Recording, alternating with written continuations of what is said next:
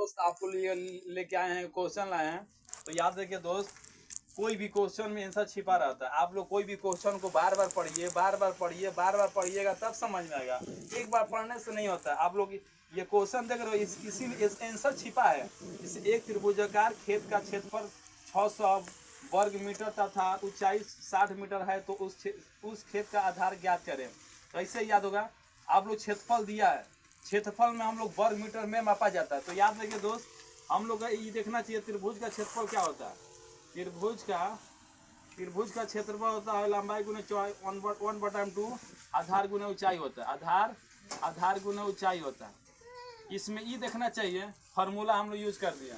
आधार निकालना है, इसको निकालना है, इसको भी दे रहे हैं, इसका भी क्षेत्रफल दिया है 600, इसमें दिया है। आधार निकालना है, एक्स मान लेंगे, ऊंचाई भी दिया है, ऊंचाई दिया है, हम लोग का आधार निकालना है। तो यही फार्मूला यूज करेंगे। त्रिभुजाकार खेत का क्षेत्रफल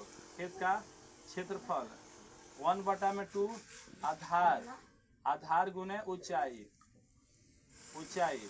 एक मान दिले बा 600 दिले बा।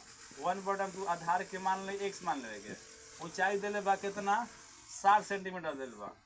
अब ये देखना, अब इसको हल करना है। 600 इधर भागा में, इधर में गुना में, और इधर गुना में, इधर भागा में हो गई। एक्स बराबर 0 0 को 6 दैया में 60, 10 दूनी 20, एक्स के मान। इसी प्रकार आधार कितना हो गई, आधार बराबर हो गई 20 मीटर हो गई, मीटर। तो याद रखिए दोस्त, कोई भी सवाल को आप लोग बार बार पढ़िएगा, बार बार करिएगा। उसके बाद में क्वेश्चन में आंसर छिपा रहता है। कोई भी क्वेश्चन को आंसर उसी में छिपा रहता है। आप लोग बार बार पढ़िएगा तो समझ में आएगा। इस बात पर लाइक शेयर कमेंट फॉलो करिए दोस्त, और दूसरे पर शेयर कर दीजिए दोस्त।